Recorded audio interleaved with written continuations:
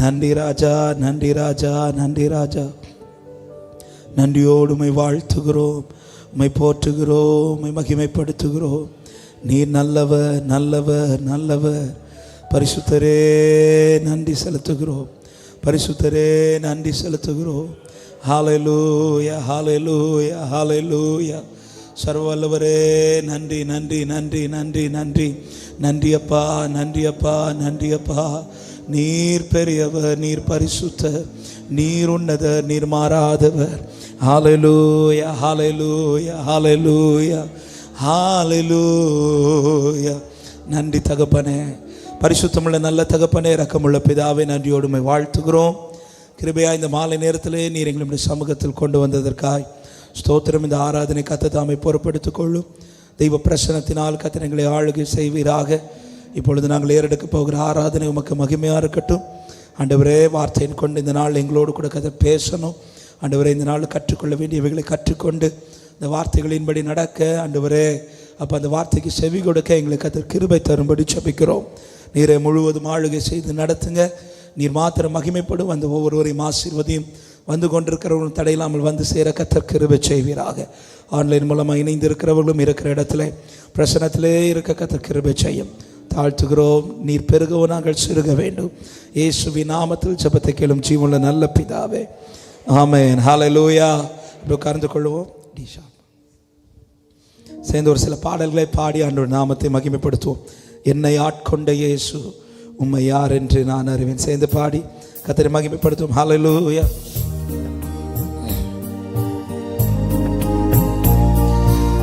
Jesus, ஹல்லேலூயா.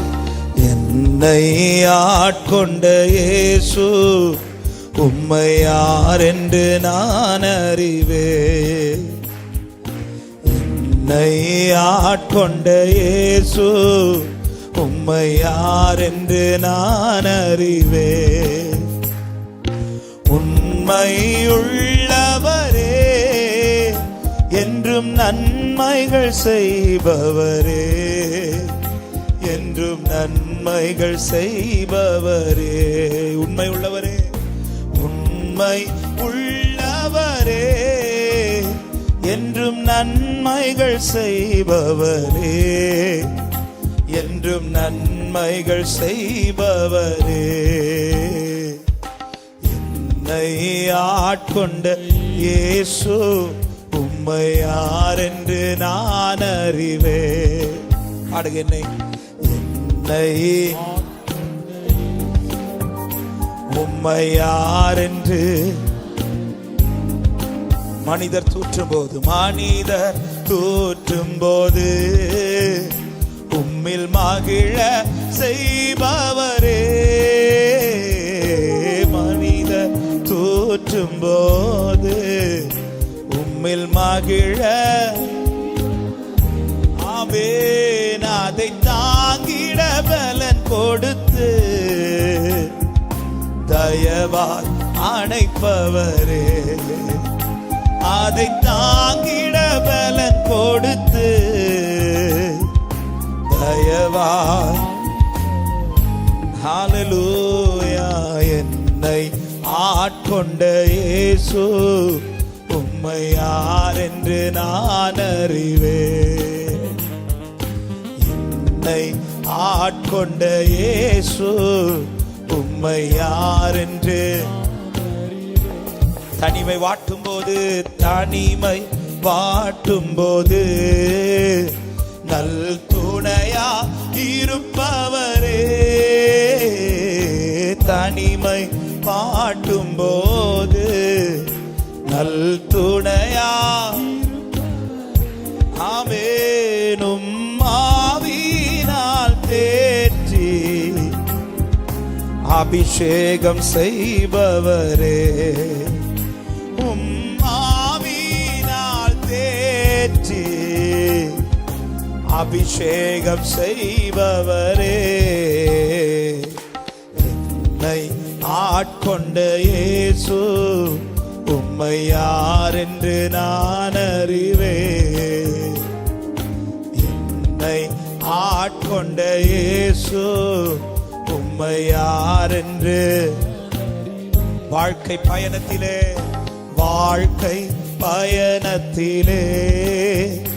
மேகத்தூணாய் வருபவரே, வாழ்க்கை பயணத்திலே மேகத்தூணாய். ஆமென். வார்த்தையின் திருவுணவா வளமாய் காப்பவரே, வார்த்தையின் திருவுணவா வளமாய். என்னை ஆட்கொண்ட இயேசு உம்மை யார் என்று நான் அறிவேன். என்னை ஆட்கொண்ட இயேசு உம்மை யார் என்று. ஒரு விஷயம் கூட, வாழ்க்கை பயணத்திலே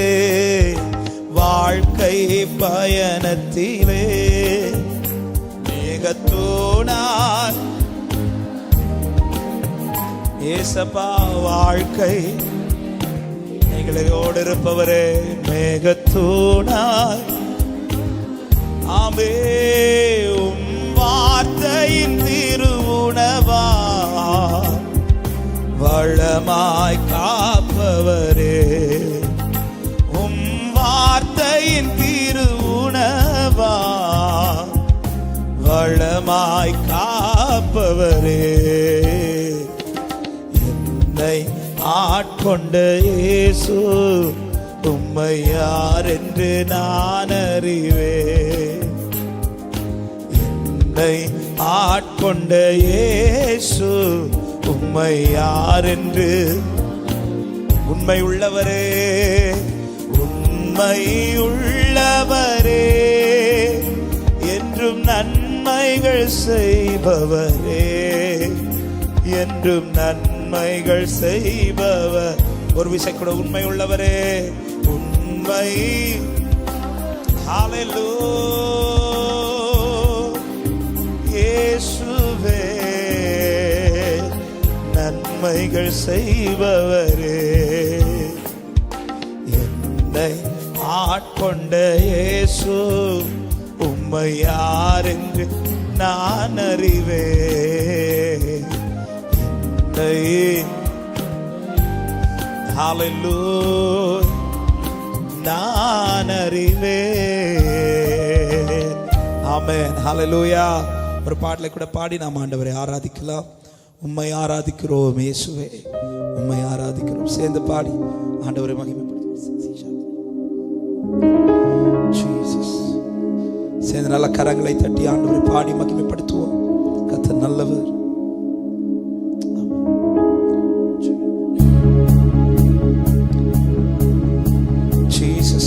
சேர்ந்து நல்ல கைகளை தட்டி சொல்லுவோம். உம்மை ஆராதிக்கிறோம், உம்மை ஆராதிக்கின்றோம் இயேசுவே, உம்மை ஆராதிக்கின்றோம், உம்மை ஆராதிக்கின்றோம் இயேசுவே, உம்மை ஆராதிக்கின்றோம். நீ நல்லவர், சர்வ வல்லவர், உம்மை போல் வேறு தேவனில்லை. நீ நல்லவர், சர்வ வல்லவர், உம்மை போல் வேறு தேவனில்லை. ஹல்லேலூயா, ஹல்லேலூயா, ஹல்லேலூயா, ஹல்லேலூயா, ஹல்லேலூயா, ஹல்லேலூயா, ஹல்லேலூயா, ஹல்லேலூயா. பாவியான என்னையும் உம் பிள்ளையா மாற்றினே, பாவியான என்னையும் உம் பிள்ளையா மாற்றினே. நீ நல்லவர், சர்வ வல்லவர், உம்மை போல் வேறு தேவனில்லை. நீ நல்லவர், சர்வ வல்லவர், உம்மை போல் வேறு தேவன். ஹல்லேலூயா, ஹல்லேலூயா, ஹல்லேலூயா, ஹல்லேலூயா, ஹல்லேலூயா, ஹல்லேலூயா, ஹல்லேலூயா, ஹல்லேலூயா. என்னை அழைத்தவரே, என்னை அழைத்தவரே, நீர் உண்மை உள்ளவரே, என்னை அழைத்தவரே, நீர் உண்மை உள்ளவரே. நீர் நல்லவர், சர்வ வல்லவர், உம்மை போல் வேறு தேவனில்லை. நீர் நல்லவர், சர்வ வல்லவர், உம்மை போல் வேறு தேவனில்லை. ஹல்லேலூயா, ஹல்லேலூயா, ஹல்லேலூயா, ஹல்லேலூயா, ஹல்லேலூயா, ஹல்லேலூயா, ஹல்லேலூயா, ஹல்லேலூயா. உந்தன் பரிசுத்த ஆவியா நீர் என்னையும் நிறைத்தீரே. உந்தன் பரிசுத்த ஆவியா நீர் என்னையும் நிறைத்தீரே. நீ நல்லவர், சர்வ வல்லவர், உம்மை போல் வேறு தேவனில்லை. நீ நல்லவர், சர்வ வல்லவர், உம்மை போல் வேறு தேவனில்லை. Say hallelujah, hallelujah, hallelujah, hallelujah, hallelujah, hallelujah, hallelujah. என்னை முன்குறித்தீரே, என்னை முன்குறித்தீரே, நீர் கைவிடவே மாட்டீர். என்னை முன்குறித்தீரே, நீர் கைவிடவே மாட்டீர். நீ நல்லவர், சர்வ வல்லவர், உம்மை போல் வேறு தேவனில்லை. நீ நல்லவர், சர்வ வல்லவர், உம்மை போல் வேறு. ஒரே சத்தமா ஹல்லேலூயா, ஹல்லேலூயா, ஹல்லேலூயா, ஹல்லேலூயா, ஹல்லேலூயா, ஹல்லேலூயா, ஹல்லேலூயா. என்னை மறுரூபமாக்கிடும், என்னை மறுரூபமாக்கிடும், உம் மகிமை சேர்த்திடும். என்னை மறுரூபமாக்கிடும், உம் மகிமையில் சேர்த்து. நீ நல்லவர், நீ நல்லவர், சர்வ வல்லவர், உம்மை போல் வேறு தேவனில்லை. நீ நல்லவர், சர்வ வல்லவர், உம்மை போல் வேறு தேவனில்லை. ஹல்லேலூயா, ஹல்லேலூயா, ஹல்லேலூயா, ஹல்லேலூயா, ஹல்லேலூயா, ஹல்லேலூயா. பாடுவோம் ஹல்லேலூயா, ஹல்லேலூயா, இயேசுவே ஹல்லேலூயா, நீரே ஹல்லேலூயா, ஹல்லேலூயா, ஹல்லேலூயா. உம்மை ஆராதிக்கிறோம், உம்மை ஆராதிக்கின்றோம் இயேசுவே, உம்மை ஆமென். உம்மை ஆராதிக்கின்றோம் இயேசுவே. நீங்க நல்லவர், நீ நல்லவர், சர்வ வல்லவர், உம்மை போல் வேறு தேவனில்லை. நீ நல்லவர், சர்வ வல்லவர், உம்மை போல் வேறு தேவனில்லை. ஹல்லேலூயா, ஹல்லேலூயா, ஹல்லேலூயா, நீரே ஹல்லேலூயா, ஜீசஸ். எல்லாரும் சேர்ந்து ஹல்லேலூயா, ஹல்லேலூயா, நீரே, நீரே, நீரே, நீர் ஒருவரே. ஹல்லேலூயா, க்ளோரி. நல்ல கரங்களை தட்டி ஒரு சில நிமிடங்கள் ஆண்டவருக்கு மகிமையா. நன்றி ஆண்டவரே, நன்றி ஆண்டவரே, நன்றி ஆண்டவரே. உம்மை போல ஒரு தெய்வம் இல்லை, உம்மை போல ஒரு ரட்சகர் இல்லையே. நீரே நல்லவர், நீரே நல்லவர். ஹல்லேலூயா, ஹல்லேலூயா, ஹல்லேலூயா. எங்களை அதிசயமாய் நடத்துகிறவரே, நன்றி அப்பா, நன்றி அப்பா, நன்றி அப்பா, நன்றி அப்பா. ஹல்லேலூயா, ஹல்லேலூயா, ஆமென். அப்படியே ஒரு சில நிமிடங்கள் எழுந்து நிற்கலாம். தேவ சமூகத்தில் எழுந்து நின்று, எவ்வளவு நல்ல தேவன் அவர். நம்மை அழைத்தவர் உண்மை உள்ளவராக இருக்கிறார். கிருபையாய் நம்மை நடத்துகிறவர். ஹல்லேலூயா. குனிந்து தூக்கினார், நம்மை நிமிர்ந்து நடக்க பண்ணி கொண்டிருக்கிறார். அவரால் தூக்கப்பட்டவன் என்று சொல்றவங்க மட்டும் ஆமென். அவருடைய கரத்தால் எடுக்கப்பட்டவன் சொல்றவங்க. குனிந்து தூக்கி நீரே பெரியவனாக்கி நீரே உமது காருண்யத்தா பெரியவனாக்கி நீரே. குனிந்து தூக்கி நீரே, குனிந்து தூக்கி நீரே பெரியவனாக்கி நீரே உமது காருண்யத்தா பெரியவனாக்கி பெரியவனாக்கி. நன்றியோடு உள்ளத்திலிருந்து சொல்லுவோம். துயரத்தில் கூப்பிட்டே உதவிக்காய் கதறினே அழுகுரல் கேட்டீரையா. பாடுங்க. துயரத்தில் கூப்பிட்டே, துயரத்தில் கூப்பிட்டே உதவிக்காய் கதறினே அழுகுரல் கேட்டீரை. குனிந்து தூக்கினீர் பெரியவனாக்கினீர், குனிந்து தூக்கினீர் பெரியவனாக்கினீர் உமது காருண்யத்தா குனிந்து தூக்கினீர் பெரியவனாக்கினீர் உமது காருண்ய. நன்றியோடு சொல்லுவோம். குனிந்து தூக்கினீரே, குனிந்து ஆமே பெரியவனாக்கினீரே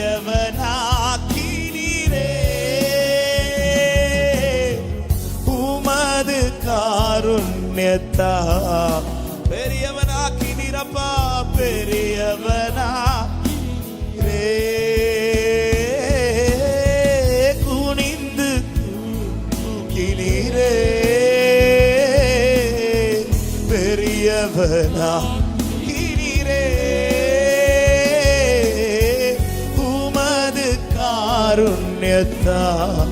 பெரியவனாக்கினீர் பெரியவனாக்கினீர். சொல்லுங்க. எனது விளக்கை எரிய செய்து, எனது விளக்கு எரிய செய்து இரவை பகலாக்கினீர். ஹல்லேலூயா. எனது விளக்கு எரிய செய்து இரவை பகல். எத்தனை பேர் இந்த மாலை நேரத்தில் சொல்ல முடியும்? எரிந்து கொண்டிருப்பே, எரிந்து கொண்டிருப்பே எப்போதும் உமக்கா என் ஜீவன் பிரியும் வரை. எரிந்து கொண்டிருப்பே எப்போதும் உமக்கா என் ஜீவன் பிரியும் வரை. எரிந்து கொண்டே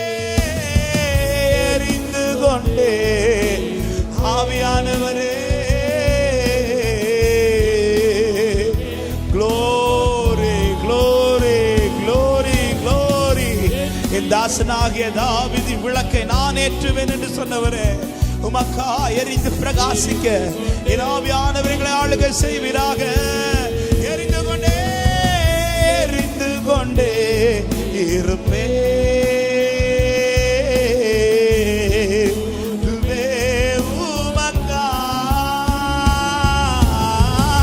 என் ஜீவன் பிரியும் வரை. ஓ எரிந்து கொண்டே ஒரு விஷயம் கூட சேர்ந்து ஒரே சத்தமா எரிந்து கொண்டே க்ளோரி க்ளோரி இயேசுவே. ஓ ரகபலஷ்யா தரபலதுரோ என் ஜீவன் பிரியும் வரை. ஓ எரிந்து கொண்டே. அப்படியே கரத்தை உயர்த்தி அசைத்து ஒரே சத்தமாய் ஆராதனா ஆராதனா ஆராதனா ஆராதனா ஆராதனா இயேசுவே நன்றி நன்றி. பாடுங்க எல்லாரும் சேர்ந்து. ஆராதனா மகிமையே மகிமையே மகிமையே நீர் ஒருவரே, நீர் மாத்திரமே. Aradhana Aradhana. Glory glory glory glory. நல்ல கரங்களை தட்டி ஆண்டவருக்கு நன்றி செலுத்தி. என்னை எரிய பண்ணின தெய்வம், என் விளக்கை ஏற்றினவரே, என் விளக்கை ஏற்றினவரே. Glory glory glory glory glory glory. நன்றி அப்பா, நன்றி அப்பா. உமக்காக உமக்காக உமக்காக கடைசி வரை ஆண்டவர் இந்த விளக்கு அணையாமல் எரிவதாக, அணையாமல் எரிவதாக, அணையாமல் எரிவதாக. Glory, glory, glory, glory. Shabrabala, Kadarabala, Baudariadara, Ribraba, Shatarabala, Baudariatara. நன்றி ஆண்டவரே, நன்றி. எப்போதுமே உமக்கா எரிந்து கொண்டே இருப்பே, எப்போதுமே உமக்கா எங்கள் ஜீவன் பிரியும் எரிந்து கொண்டே. ஒரே ஒரு வார்த்தை, ஒரு விஷயம் கூட சொல்லுவோம். எரிந்து கொண்டே இருப்பே, எரிந்து கொண்டே இருப்பே. எப்போதுமே உமக்கா, எப்போதுமே. ஆமென். என் ஜீவன் பிரியும் வரை எரிந்து கொண்டே. நன்றி தகப்பனே, கிருபையாய் எங்களை நடத்தும். மீதமுள்ள பகுதியில் கர்த்தர் பொறுப்பெடுத்துக் கொள்ளும். தொடர்ந்து வார்த்தையின் மூலமாக எங்களை இன்னும் உருவாக்கும், இன்னும் பரிசுத்தப்படுத்தும். ஆண்டவருடைய வார்த்தைக்கு செவி கொடுக்க, உடைய வார்த்தையை கை கொள்ள எங்களுக்கு கர்த்தர் கிருபை தருவீராக. ஆண்டவர் வார்த்தை பேசுகிற உடைய மகனை கர்த்தர் வல்லமை எடுத்து பயன்படுத்தும். வந்திருக்கிற இணைந்திருக்கிற ஒவ்வொருவரை கர்த்தர் நிறைவோடு அனுப்பும். தாழ்த்துகிறோம், நீர் பெருகவும் நாங்கள் சிறுக வேண்டும். இயேசுவின் நாமத்தில் ஜெபத்தை கேளும் நல்ல பிதாவே, ஆமென். Jesus, hallelujah. Praise God.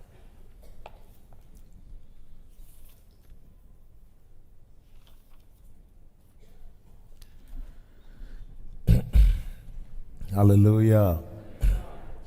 Hallelujah. கரங்களை உயர்த்தி ஆண்டவருக்கு மகிமை செலுத்துவோம். ஹalleluya. இயேசு கிறிஸ்துவின் இனிய நாமத்தினாலே இந்த பைபிள் ஸ்டடிக்கு வந்திருக்கிற உங்கள் அனைவரை வாழ்த்துகிறேன். கர்த்தர் உங்களை ஆசீர்வதிப்பாராக. ஜீசஸ்.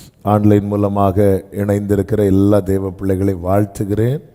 கர்த்தர் உங்கள் ஒவ்வொருவரையும் ஆசீர்வதிப்பாராக.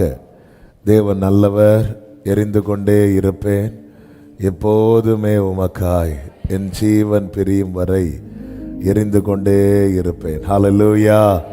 கர்த்தருக்காய் எரிந்து கொண்டிருக்கிறது, கர்த்தருக்காய் பிரகாசிக்கிறது. அது தேவன் எதிர்பார்க்கிற ஒரு காரியம்.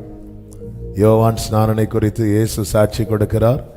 அவன் எரிந்து பிரகாசிக்கிற விளக்காய் இருந்தான். ஆமென். எரிந்து பிரகாசிக்கிற அவன் அதாவது அவனுடைய வெளிச்சத்தில் கிறிஸ்துவை கண்டார்கள். அவன் கிறிஸ்துவை காண்பிக்க அவன் கரைந்து கொண்டே இருந்தான். கடைசியில் கிறிஸ்து அவனுடைய ஒரு தொடராக யோவானுடைய ஊழியம் முடிகிற இடத்துல கிறிஸ்து தொடங்குகிறார். என்ன ஒரு ஆசீர்வாதமான வாழ்க்கை, நிறைவான வாழ்க்கை. என்னுடைய ஓட்டத்தை துவங்கினது கிறிஸ்து. என்னுடைய ஓட்டம் கிறிஸ்துவில் முடியுமானா அது எவ்வளோ மேன்மையான மகிமையான. அதனால தான் கலாத்தியருக்கு எழுதும்போது பவுல் வேதனையில் சொல்லுவார், ஆவியில் ஆரம்பம் பண்ணின நீங்கள் இப்போ மாம்சத்தில் போயிட்டீங்களே அப்படின்னு. எல்லாரும் துவக்கப்பட்டது துவங்கினதெல்லாம் நிறைய. அநேகர் அழைக்கப்பட்டவர்கள், அநேகர் தெரிந்து கொள்ளப்பட்டவர்களோ சிலர்.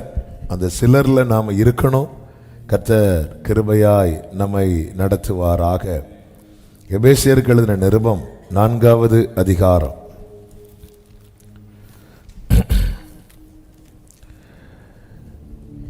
14-15 வசனங்களை வாசிக்கலாம்.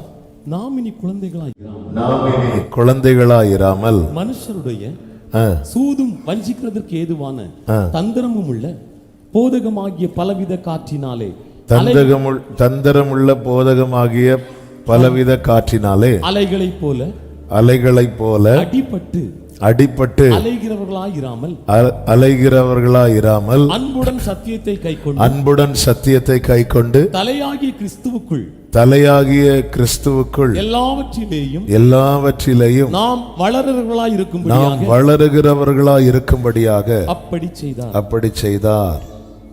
ஆண்டவருடைய மனசுல தேவன் எதிர்பார்க்கிறது கிறிஸ்துவினுடைய நிறைவான வளர்ச்சியின் அளவுக்கு தக்கதாய் பூரண புருஷராகும் வரைக்கும். அப்போ நான் வளர்ந்துட்டேங்கிறத தீர்மானிக்கிறது நான் அல்ல, என்னை வளர பண்ணுகிறவர். அல்லேலூயா, ஆமென். பொதுவாக இந்த சின்ன பிள்ளைங்களை பார்த்தீங்கன்னா கொஞ்சம் வளர்ந்தது மாதிரி ஃபீல் ஆச்சுன்னா அவங்க ஏதோ ரொம்ப பெருசாக வளர்ந்து அப்படி நான் வளர்ந்துட்டேன் அப்படிம்பாங்க. அல்லேலூயா. அவர் பார்க்கிறார், நம்மை பார்க்கிறார். மல்கியாவில் சொல்லப்பட்டிருக்கிறது, என்னுடைய சம்பத்தை சேர்க்கும் நாளில் அவர்கள் என்னுடையவர்களாயிருப்பார்கள். இதற்காக கர்த்தர் என்ன செய்கிறார்? அதே மல்கியா 3:3 அவர் உட்கார்ந்து வெள்ளியை புடமிட்டு சுத்திகரித்து கொண்டிருப்பார். அவர்களை பொன்னை போலவும் வெள்ளியை போலவும் புடமிடுவார். ஆமென். தேவன் நடத்துகிற விதங்கள் நம்முடைய வாழ்க்கையில் வாக்குத்தத்தம் நிறைவேறுவதற்காக மட்டுமல்ல, தேவனுடைய மிகப்பெரிய எதிர்பார்ப்பு என்ன என்பதை நாம் இந்த நாட்களில் அதிகமாக உள்வாங்க வேண்டும். அப்படி உள்வாங்கினா மட்டும்தான் அதற்கேற்றபடி நம்மால் பயணிக்க முடியும். ஆண்டவர் சொல்லுவார், இப்படியெல்லாம் இருக்குப்பா, ஆனால் நான் உங்களுக்கு சொல்லுகிறேன். கண்ணுக்கு கண் பல்லுக்கு பல்லுன்னு இருக்கு, நான் உங்களுக்கு சொல்லுகிறேன், உங்கள் சத்துருக்களை சிநேகியுங்கள். இதெல்லாம் அப்போ எதற்காக கர்த்தர் இப்படி சொல்றார்? இதெல்லாம் பிரீச் பண்ணவே கடினமான காரியம். அப்போ பிராக்டிஸ் பண்றது என்பது ரொம்ப கடினம். சொல்லிட்டு கடைசியில் எப்படி சொல்லி முடிப்பார் தெரியுமா? உங்கள் பிதா பூரண சர்க்குணரா இருக்கிறது போல நீங்களும். ஆமென். என்ன வார்த்தை! அதான் பூரண புருஷராகும் வரைக்கும். அப்ப தேவன் என்னிடத்தில் எதிர்பார்க்கிற காரியம். அதனாலதான் பவுல் சொல்லுகிறார், நான் அடைந்தாயிற்று என்று சொல்லவில்லை. அது எப்படி சொல்ல முடியும்? நான் அடையும்படி தொடர்கிறேன். நம்முடைய ஓட்டம் என்பது அடைந்த ஓட்டம் அல்ல, அடையும்படியான ஓட்டம். அதற்காக தான் டெய்லி கிருபை தரார், அதற்காக தான் வார்த்தை தரார், அதற்காக தான் தேவ தயவு எதுக்காக பாராட்டப்படுகிறது? ரோமர் 2:4 சொல்லப்பட்டிருக்கிறது, தேவ தயவு நீ குணப்படும்படி உன்னை ஏவுகிறது. தேவ தயவு நீ குணப்படும்படி. அப்ப நான் இன்னும் எந்தெந்த பகுதியில் சரி பண்ணப்பட வேண்டுமோ, இன்னும் எந்தெந்த பகுதியில் நான் சரியாகணும், நான் கியூர் ஆகணும், நான் கிளியர் ஆகணும். அதுக்காக ஆண்டவர் என்ன பண்றார்னா தயவினால் நிற்க பண்ணுகிறார். விழுந்தவர்களிடத்தில் கண்டிப்பையும், ரோமர் 11:22 எடுக்க வேண்டாம். விழுந்தவர்களிடத்தில் கண்டிப்பையும் உன்னிடத்திலோ தயவையும் காண்பித்திருக்கிறார். தேவனுடைய தயவையும் கண்டிப்பையும் பார். விழுந்தவர்களிடத்தில் கண்டிப்பையும் உன்னிடத்திலே தயவையும் காண்பித்திருக்கிறார். அடுத்த வார்த்தை, அந்த தயவில் நிலைத்திருப்பாயானால். நிலைத்திருக்கணும்னா எதுக்காக எனக்கு தயவு பாராட்டி இருக்கிறார் என்பதை நான் அறியணும். எதுக்காக தயவு பாராட்டி இருக்கிறார்? குணப்பட. மேவிபோசேத்துக்கு ராஜா எதற்காக தயவு பாராட்டினார்? அவருடைய பந்தியில் நித்தம் இருக்க. ராஜா உட்காரும் போது பக்கத்துல மேவிபோசேத்து இருக்கணும். அதுக்கு தான் தயவு. தயவு என்பது சும்மா வாழ்ந்துட்டு போ என்பதற்காக அல்ல. இதெல்லாம் நம்ம இலவசமா இவரிடத்திலிருந்து பெற்றுக்கொண்டது. ஆனால் கணக்கு கேட்க வருவார். கடைசி நாட்களிலே அவர் அப்படிதான் பைபிள் எல்லா சுவிசேஷங்களும் அதை தான் காண்பிக்கிறது. அந்த கணக்கு கேட்க வர்ற டைம். அந்த டைம்ல பாத்தீங்கன்னா இயேசுவின் அழைப்பை குறித்து, இயேசுவின் ஊழியத்தை 3ஆக பிரிக்கலாம். ஆரம்ப காலம், நடுப்பகுதி, கடைசி பகுதி. ஆரம்ப பகுதியில் காமனான அழைப்பு. வருத்தப்பட்டு பாரம் சுமக்கிறவர்களே நீங்கள் எல்லாரும் என்னிடத்தில் வரலாம் அப்படிங்கிறார். அந்த மிடில் போர்ஷன் வரும்போது அழைக்கப்பட்டவர்கள் அநேகர், தெரிந்து கொள்ளப்பட்டவர்களோ சிலர். அநேகர் சிலர் வந்துடும். எண்டு போர்ஷன் வரும்போது 2 பேர் வேலை செஞ்சிட்டு இருப்பாங்க. ஒருவன் எடுத்துக்கொள்ளப்படுவான், ஒருவன் கைவிடப்படுவான். ஆமென். 2 பேர் படுத்து தூங்கிட்டு இருப்பாங்க. ஒருவன் எடுத்துக்கொள்ளப்படுவான், இன்னொருவன் கைவிடப்படுவான். 10 பேர் வராங்க, 5 பேர் எடுத்துக்கொள்ளப்படுவார்கள். 10 பேர். அப்போ அவருடைய ஊழியத்தின் ஆரம்பமும் அந்த எண்டும் பாத்தீங்களா? இது நமக்கு ஒரு பெரிய வார்னிங் அல்லவா? பெரிய வார்னிங். கர்த்தருக்கு மகிமை உண்டாவதாக. எனவே அந்த ராஜ்யத்துக்கு உட்பட்டவர்களாய் அவருடைய சாயலை அணிந்து அவரை முகமுகமாய் தரிசிக்க தேவன் நம்மை முன்குறித்திருக்கிறார் என்பதை மறக்கவே கூடாது. உடனே கேட்கலாம், அதுதான் முன்குறித்திட்டார்ல, அப்போ அவர் நினைச்சபடி தானே எப்படி நடக்கும்? இது ஏன்னா பைபிளில் ஒரு வேர்டை நம்ம மாற்றினாலே உபதேசம் மாறிடும். எரேமியா கிட்ட கர்த்தர் என்ன சொல்லுவார்? எரேமியா 1வது அதிகாரம்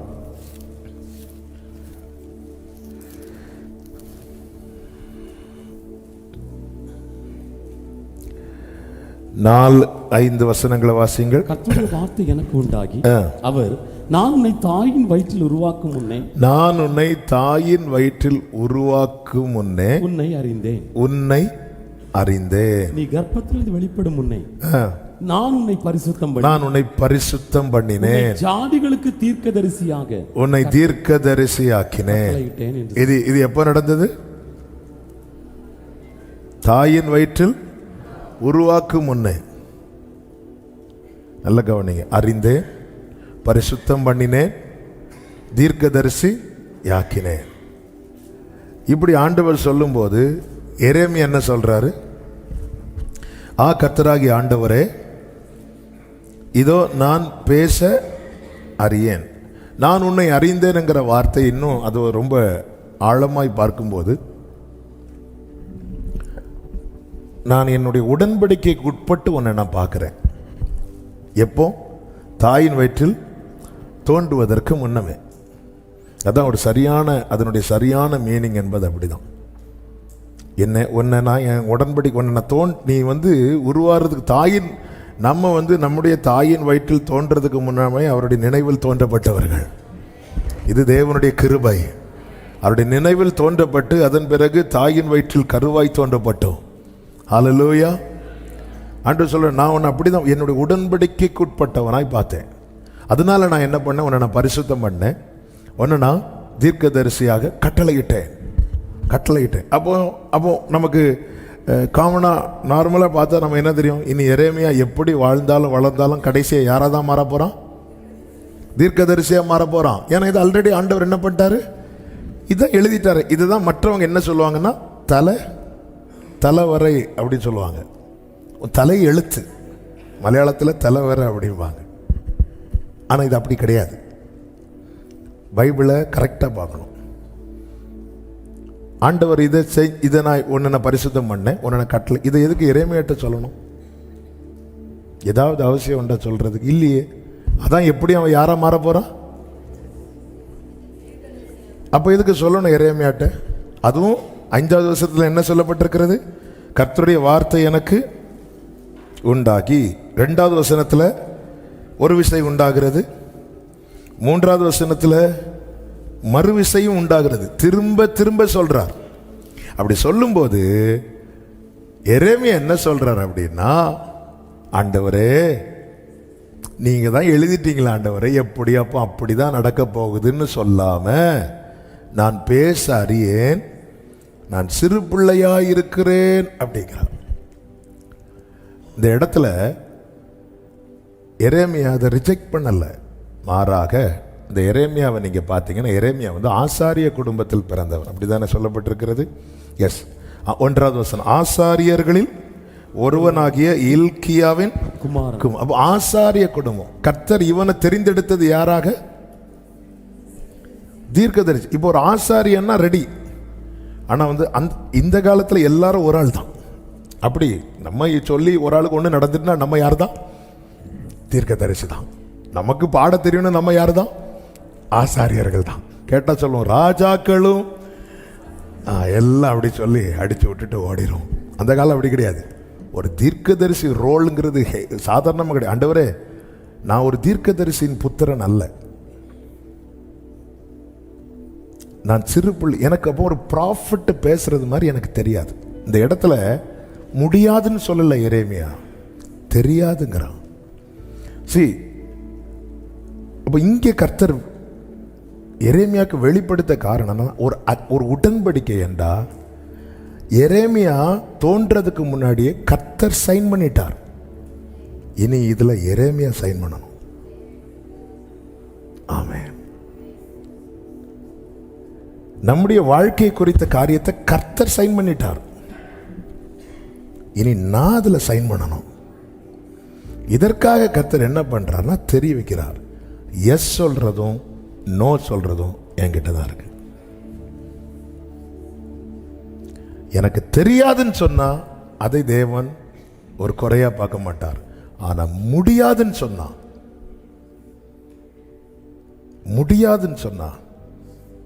அந்த இடத்துல தான் தள்ளப்படுகிறார்கள்.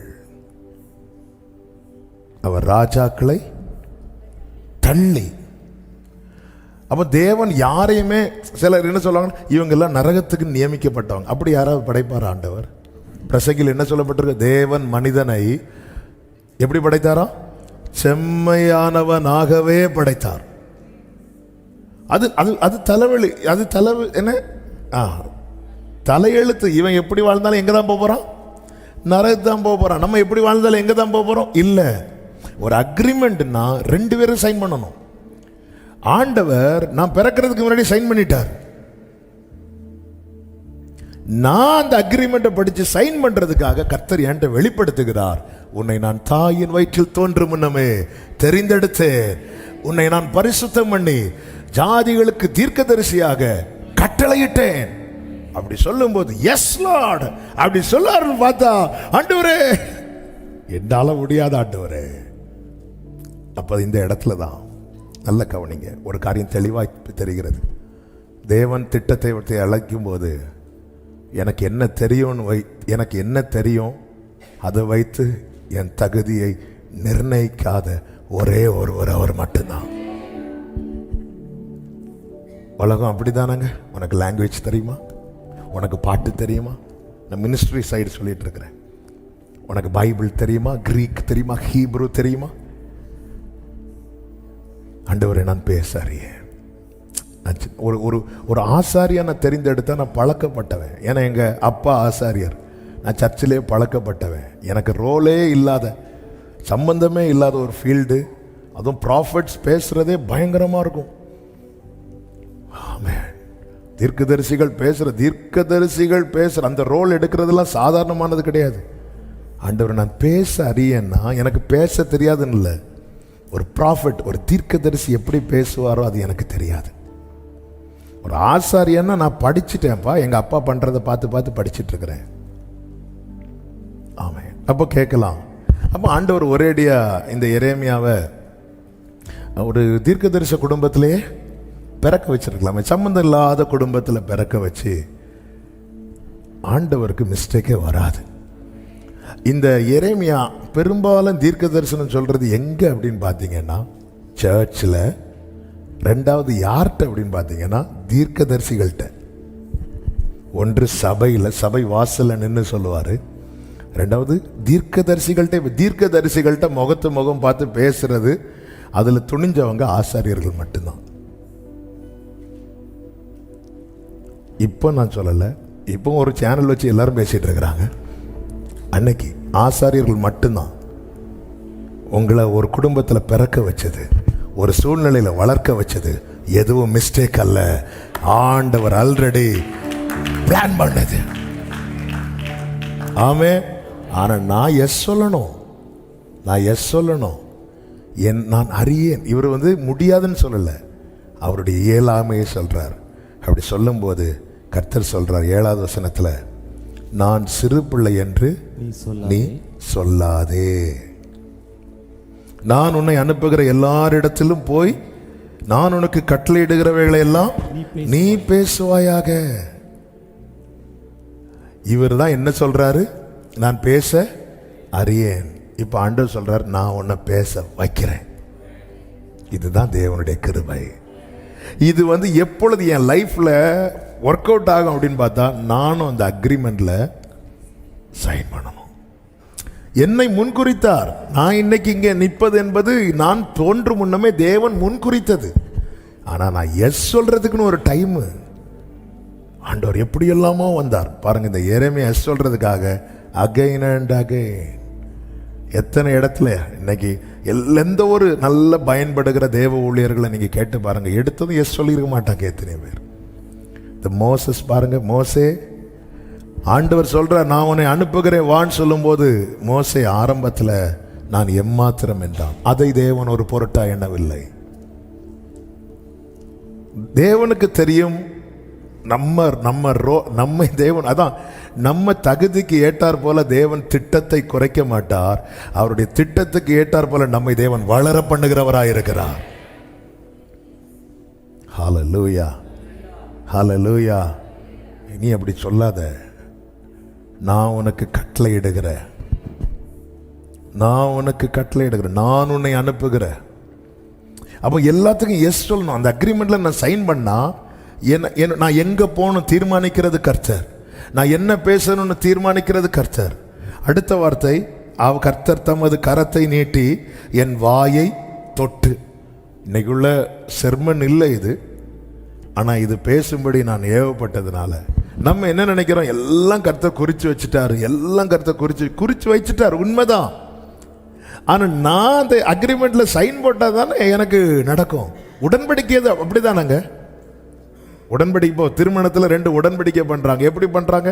2 பேரும் கையை பிடிச்சு. எந்த ஒரு அக்ரிமெண்ட் சைன் பண்ணும் போது அந்த 2 பார்ட்டி அங்க இருப்பாங்க. ஒருத்தர் ஃபர்ஸ்டே சைன் பண்ணிருப்பார், இன்னொருத்தங்க லேட்டரா சைன் பண்ணுவாங்க. என் வாழ்க்கையில கர்த்தர் ஏற்கனவே சைன் பண்ணிட்டார். அது ஆண்டவரே இந்த அக்ரிமெண்ட்ல நீங்க எப்ப சைன் போட்டீங்க? ஆமென், நீ தோன்றதுக்கு முன்னாடி நான் போட்டேன். அப்ப ஏன் ஆண்டவர் நிறைவேறல? நீ சைன் போடு. ஆண்டவர் ஜனங்கள்கிட்ட சொல்றார், மரணத்தையும் ஜீவனையும் நன்மையும் தீமையும் மரணத்தையும் ஜீவனை உனக்கு முன்பாய் வைத்திருக்கிறேன் சொல்லிட்டு அடுத்த ஒரு வார்த்தை என்ன ரொம்ப கவர்ந்த, நீ ஜீவனை தெரிந்து கொண்டு. உனக்கு என்ன வேணுமோ அப்படி விடல, நீ ஜீவனை தெரிந்து கொண்டுன்னு சொல்ற. அப்படின்னு அதன் அர்த்தம் என்ன?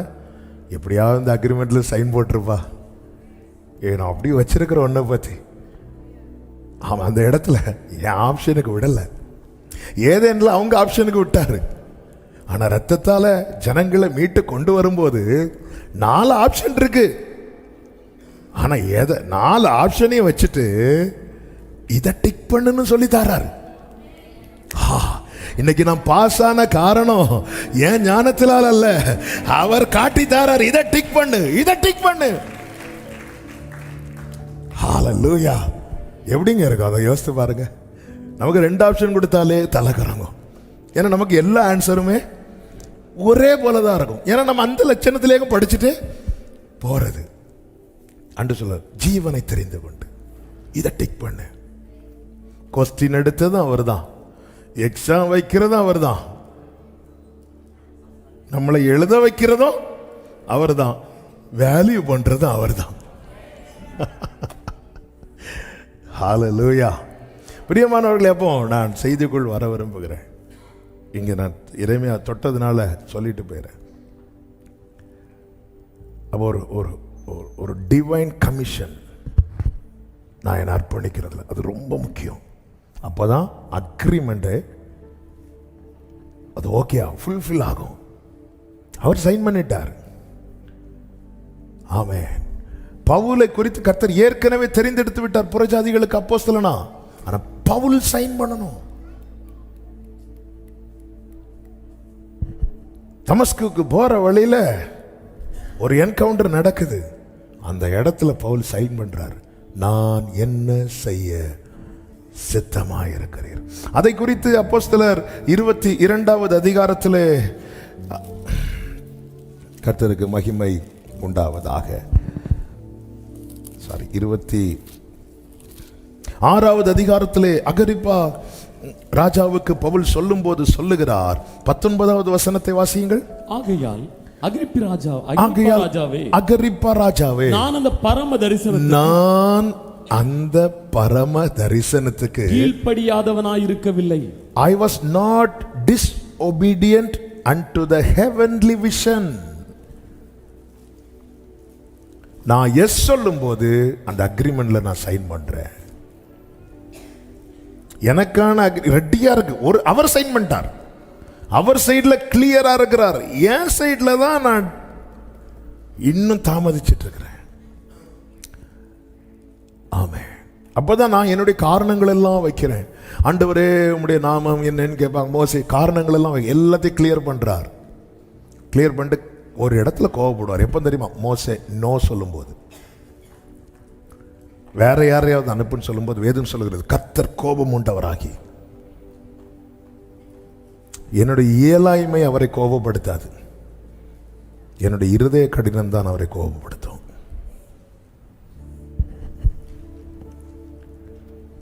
ஆமென். என் இயலாமை அவருக்கு தெரியும். ஏன்னா இவன் பிறந்து வளர்ந்த சிச்சுவேஷன் வேற, இவன் சூழ்நிலை வேற, இவனுக்கு நான் வச்சிருக்கிற ரோல் அப்படி ஆப்போசிட். ஆமென். அப்ப ஏன் ஆண்டவர் என்ன இந்த குடும்பத்தில்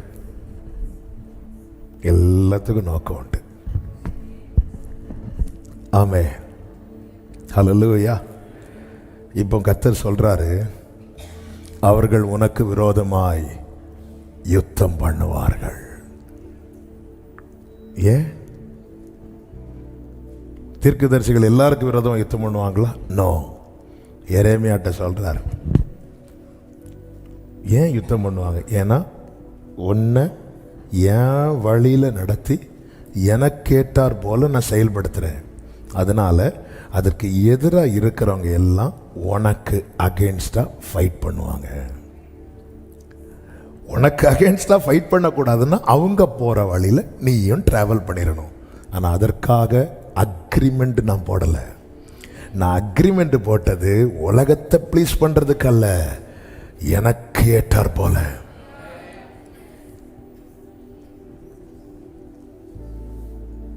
அதனால பார், பிடுங்கவும் இடிக்கவும் அழிக்கவும் கவிழ்க்கவும், எபிரேயர் 1:10, கட்டவும் நாட்டவும் உன்னை நான் இன்றைய தினம் ஜாதிகள் மேலும் ராஜ்யங்கள் மேலும். இன்றைய தினம் கர்த்தர் குறித்தது எப்போ? அப்போ அன்னைக்கு இன்னைக்கு என்ன வித்தியாசம்? அப்ப இன்றைய தினத்துக்கு என்ன ஸ்பெஷல்? சைன் போட்டதுக்கு அப்புறம். ஹல்லேலூயா. என் வாழ்க்கையில் தேவன் குறித்தது நிறைவேற்றுவார். ஆனால் அது எப்போ இருந்து அந்த ப்ராசஸ் ஸ்டார்ட் ஆகும் தெரியுமா?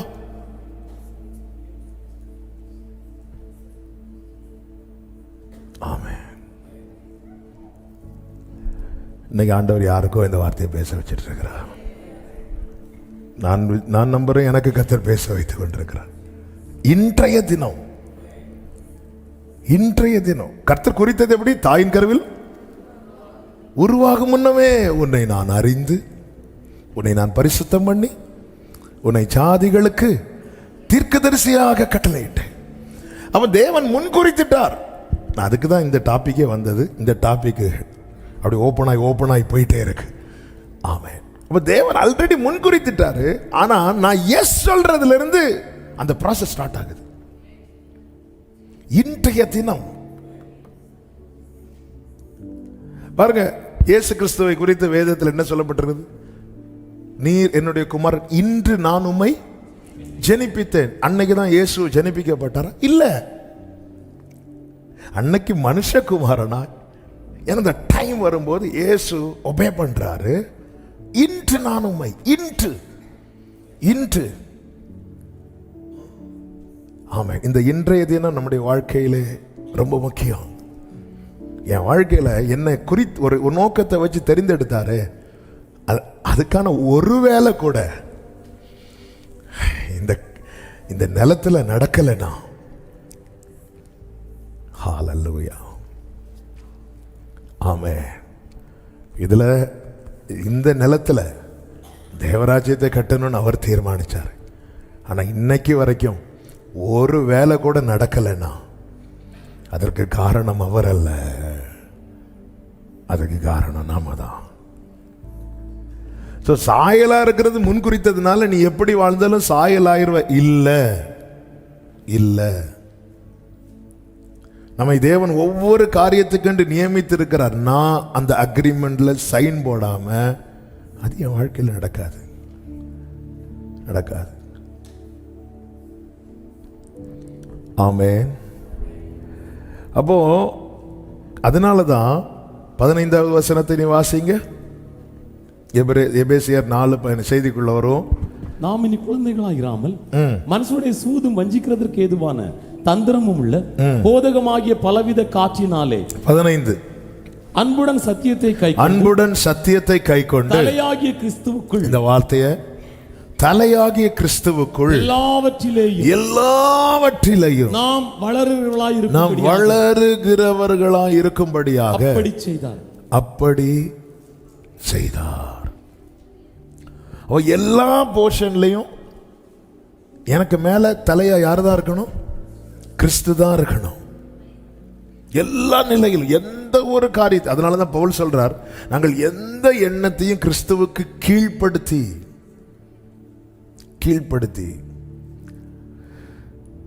கர்த்தருக்கு மகிமை உண்டாவதாக. போன வாரத்தில் நாம் அதில் ஒரு காரியத்தை டச் பண்ணோம். அதுதான் கிறிஸ்துவின் சிந்தை. பிலிப்பியர் 2:5 கிறிஸ்து இயேசுவில் இருந்த சிந்தையே உங்களிலும் இருக்க கடவுது. அதில் ஒன்றை தியானித்தோம். அதுதான் என்ன அப்படின்னா, இயேசு தாமாக தம்மை உயர்த்தவில்லை, தம்மை தாமே தாழ்த்தினார், பிதாவினால் உயர்த்தப்பட விட்டு கொடுத்தார். நாம நம்மை உயர்த்தக்கூடாது, அவரால் உயர்த்தப்பட வேண்டும். அதில் 2வது ஒரு காரியம், அதை இன்னைக்கு பார்க்கலாம். எபிரேயர் 12வது அதிகாரம் அதனுடைய 2வது வசனம். அவர் தமக்கு முன்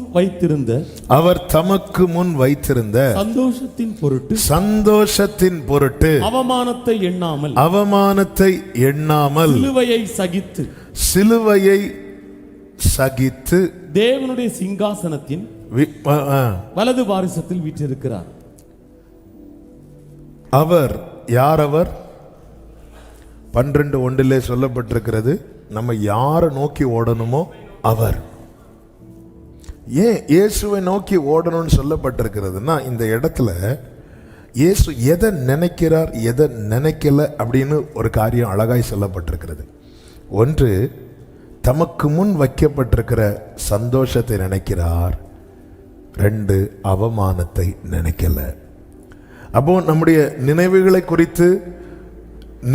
குறித்து சொல்லும்போது நினைக்க வேண்டியவைகள் இருக்கிறது, நினைக்க கூடாதவைகள் இருக்கிறது. ஆமே. நம்ம பிரச்சனை என்னன்னா, எதை நினைக்க கூடாதோ அதை நினைப்போம், எதை நினைக்கணுமோ அதை நினைக்க மாட்டோம். நல்ல கவனிங்க இந்த வார்த்தையை. சிலுவையை சகித்து அப்படின்னு இருக்கு. நம்முடைய சகிப்புத்தன்மை நம்முடைய நினைவின் அடிப்படையில் தான் இருக்கும். நம்முடைய நினைவுகளின் அடிப்படையில் தான் நம்முடைய சகிப்புத்தன்மையே இருக்கும். என்னால் கொஞ்சமும் சகிக்க முடியலை அப்படின்னு வருதுனாலே நம்முடைய நினைவு ரொம்ப நாசமாக இருக்குன்னு அர்த்தம்.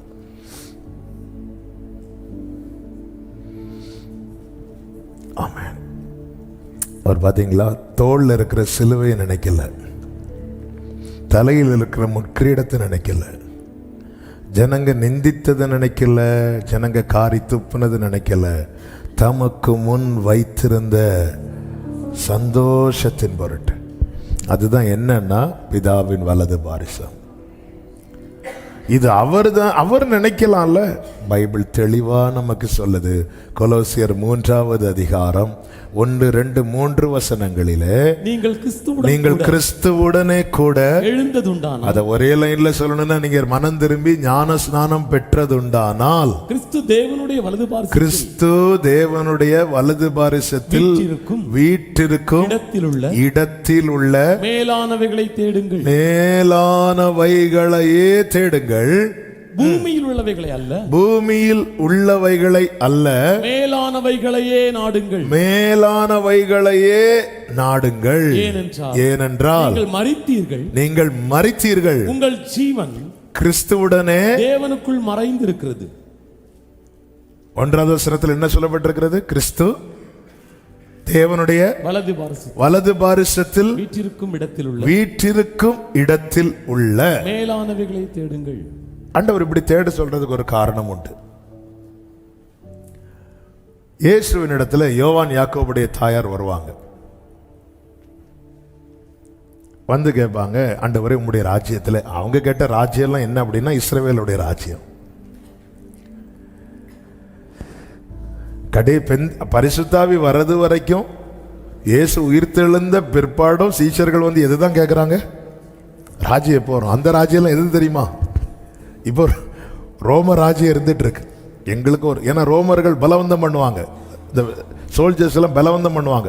இந்த பார்சலை தூக்கிட்டு அந்த 1 கிலோமீட்டர் கூட்டிட்டு வா, அதுக்கு ரூல்ஸ் உண்டு. அவங்க அந்த காலத்து சட்டப்படி. ஏன்னா வந்து இப்போ ஒரு சுமையை தூக்கிட்டு கடையிலேருந்து புரிய முடியும், கடையிலேருந்து திங்ஸ் வாங்கிட்டு போகிறாங்கன்னு வைங்களேன். ஒரு யூதனையும் ஒரு இஸ்ரவேலையும் பார்த்தா அவனை வந்து ஒரு குறிப்பிட்ட தூரம் வரைக்கும் அதை தூக்க வைக்கலாம். அதுதான் ஆண்டவர் சொல்வார், உங்களை 1 மைல் தூரம் நடக்க சொன்னா, நம்ம நினைச்ச ராஜ்யம் வேற, நம்ம நாளைக்கு இவனால தூக்க வைக்கலாம்னு பார்த்துட்டு இருந்தா, ஆண்டவர் வந்து பரலோக ராஜ்யத்தை பத்தி பேசுறாரு. என்ன பேசுறாருன்னா, அவங்க உங்களை 1 மைல் தூரம் நடக்க சொன்னா, நீங்க 2 மைல் தூரம். இன்னைக்கு அடி எங்க ராஜ்யம் வரும், யானைக்கு ஒரு காலம் வந்தா அப்போ உனக்கு வட்டி அசலும் சேர்த்து தாருன்னு சொல்லும்போது ஆண்டு சொல்வார், அவன் உன்னை ஒரு கன்னத்தில் அடித்தால் நீ, இவங்களுக்கு புரியவே இல்லை, இன்னும் ஏறல. உயிர் தெழுந்த பிறகும் ஆண்டவரே ராஜ்யம் இந்த காலத்திலேயா வரும், நீர் எப்போ வருவீர்ல கேட்கல. ஆண்டவர் பார்த்தார், வாக்குத்தத்தை நிறைவேறுவது வரை எருசலேமை விட்டு வெளியே போயிடக்கூடாது. பரிசுத்தாவி வரும்போது தான் அவங்களுக்கே வெளிச்சமே வருது. ஆமே. இப்படி இருக்கதான் யோவான் யாக்கோபுடைய தாயார் வந்து சொல்லுவாங்க, உம்முடைய ராஜ்யத்தில் ஒரு பையன் ரைட்டில் இருக்கணும், இன்னொரு பையன் லெஃப்டில் இருக்கணும். அப்போ அது இயேசு சொல்வார், அதை டிசைட் பண்ணுறது பிதா.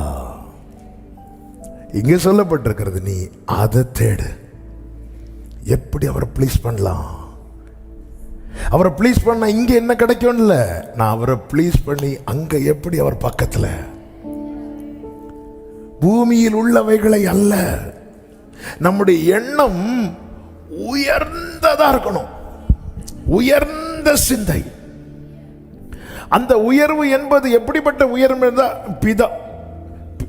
பிதா தேவனுடைய வலது பாரிசத்தில் வீற்றிருக்கும், கிறிஸ்து வீற்றிருக்கும் இடம் இருக்குல்ல, அது வரைக்கும் நம்ம எண்ணத்தை லிஃப்ட் பண்ணணும்.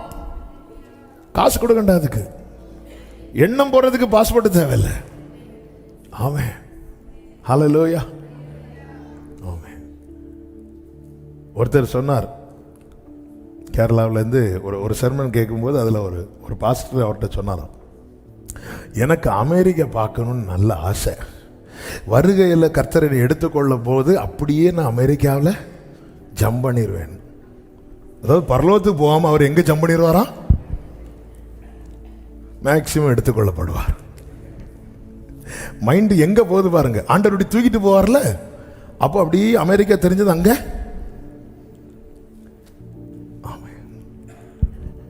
ஆண்டவர் எப்போ வருவீர்? எதுக்கு?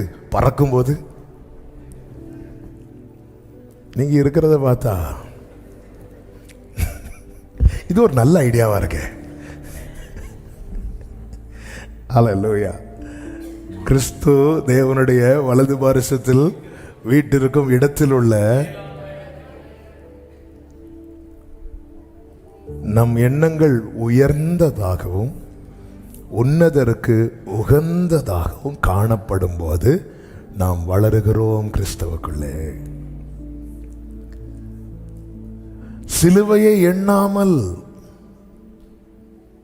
சகித்து, என்னால சகிக்க முடியலன்னா எனக்குள்ளே என்னுடைய மனம் மறுரூபமாக வேண்டியது அவசியம்.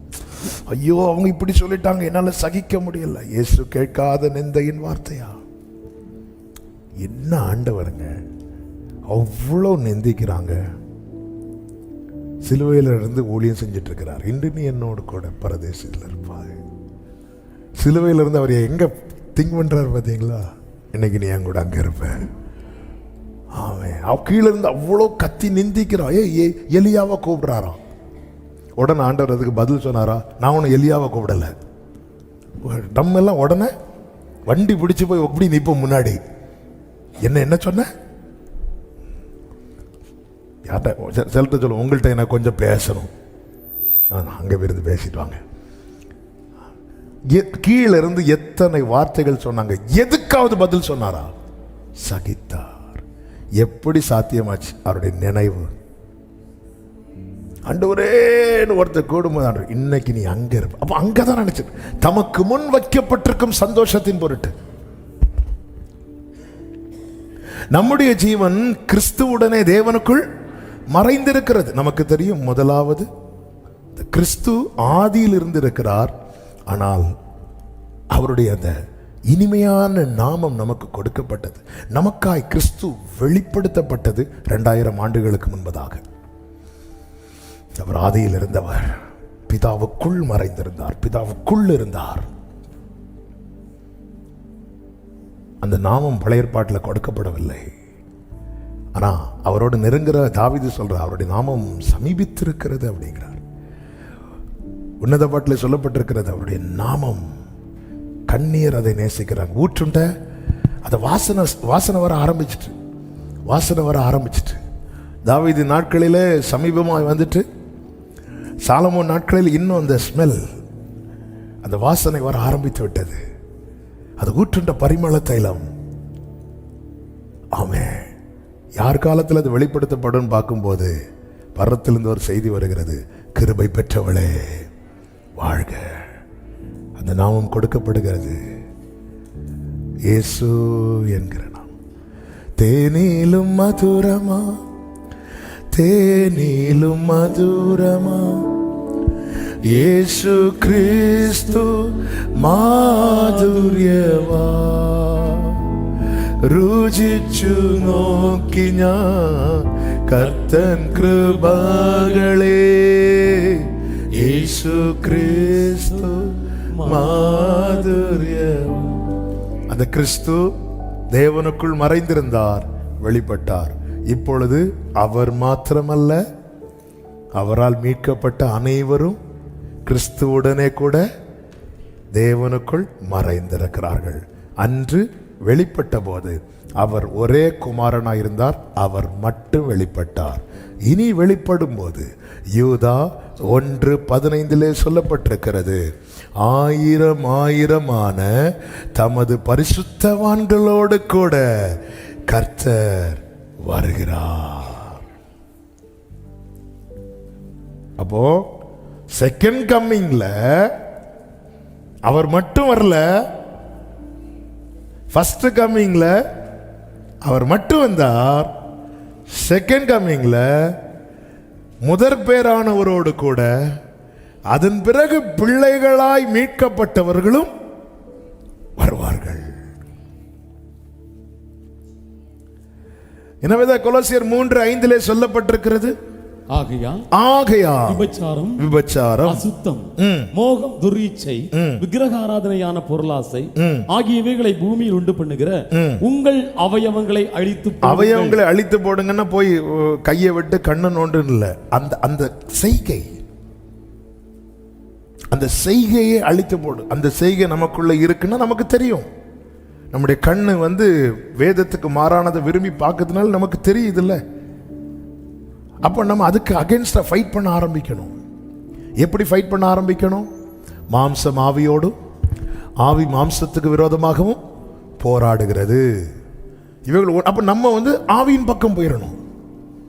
நம்முடைய ஆவி அவருடைய ஆவியுடனே இணைந்து இருக்கிறது. அவர் பக்கம் நிற்கணும். ஆண்டவர் சொல்ல இந்த இடத்துக்கு போகாதுன்னு அந்த இடத்துக்கு போக கூடாது. அதான் அவர் பக்கம் நிற்கிறது. கர்த்தர் பக்கம் நிற்கிறதுனா என்னது? கர்த்தர் பக்கம் நிற்கிறதுனா என்னது? மோசே மலையிலிருந்து இறங்கி வந்து சொல்றார், கர்த்தர் பட்சத்தில் நிற்பவன் யார்? லேவி புத்திரர் வந்துட்டாங்க, என்ன வந்துட்டா, இப்ப சொல்ல வாள் எடுத்து எல்லாரும் வெட்டு அப்படிங்கிறாங்க. அவங்க சொந்தக்காரர் இருப்பான், எல்லாரும் இருப்பான், வெட்டு. ஐயோ தெரிஞ்சிருந்தா நான் வந்திருக்கவே அப்படி லேவி சொன்னாங்களா? இல்லை, எடுத்து வெட்டினாங்க. இதான் கர்த்தர் பட்சத்தில் நிற்கிறது. நான் ஆவியானவர் பக்கத்தில் நின்னா நான் மாம்சக்கிரியை ஜெயிக்க முடியும். ஆவியான பக்கத்துல இருந்தே சொல்லுவார், அதை தூக்கி போடு அப்படின்னு. தூக்கி போடுவோம். அதை பார்க்க மாட்டோம். ஏன்னா அவர் சொல்றார், என்ன அவர் வழி நடத்துகிறார். என் வாழ்க்கையில் அவருடைய நடத்துதல் இல்லை என்றால் நான் தனித்து விடப்பட்டு விட்டேன், என்னால் ஜெயிக்க முடியாது. நான் என்ன பைபிள் படிக்கலாம், என்ன ஊழியம் செய்யலாம், அவருடைய கைடன்ஸ் இல்லாம என்னால் ஜெயிக்க முடியாது. நான் விழுந்து விடுவேன். இதுதான் சத்தியம். இதுதான் சத்தியம்.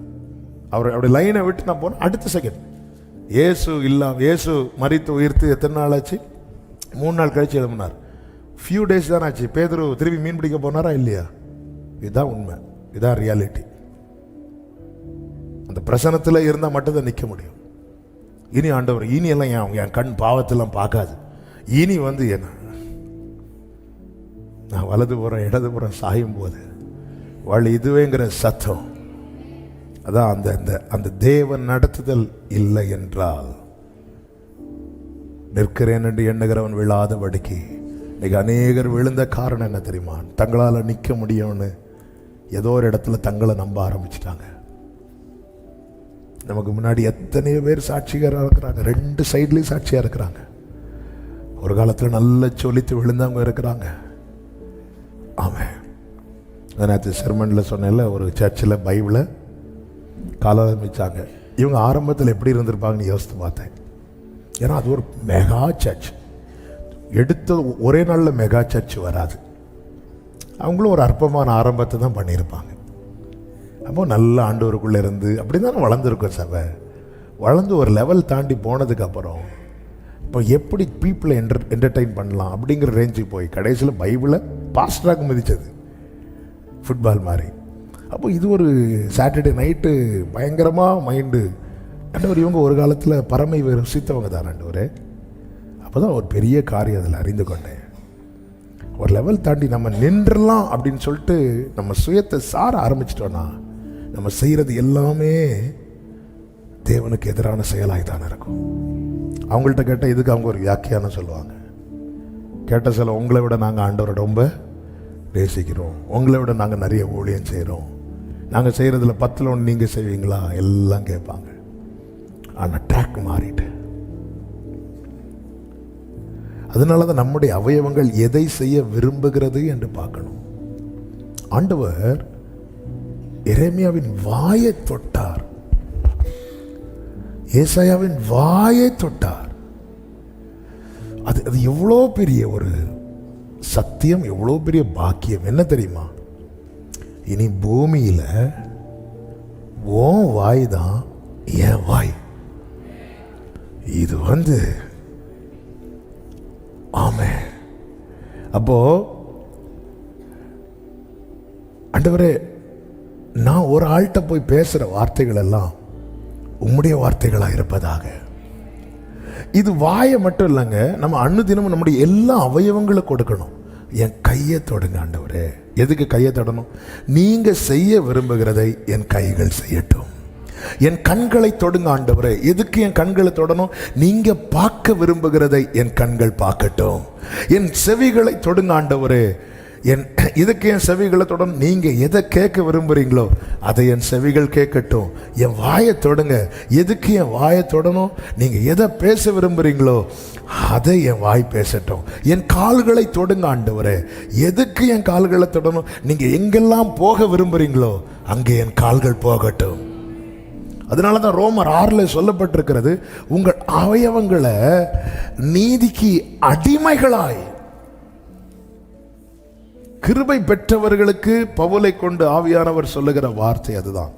ரோமர் 6வது அதிகாரம் 19வது வசனம், உங்கள் 18 19 சேர்த்து. பாவத்தினின்று நீங்கள் விடுதலையாக்கப்பட்டு நீதிக்கு அடிமைகள் ஆனீர்கள்.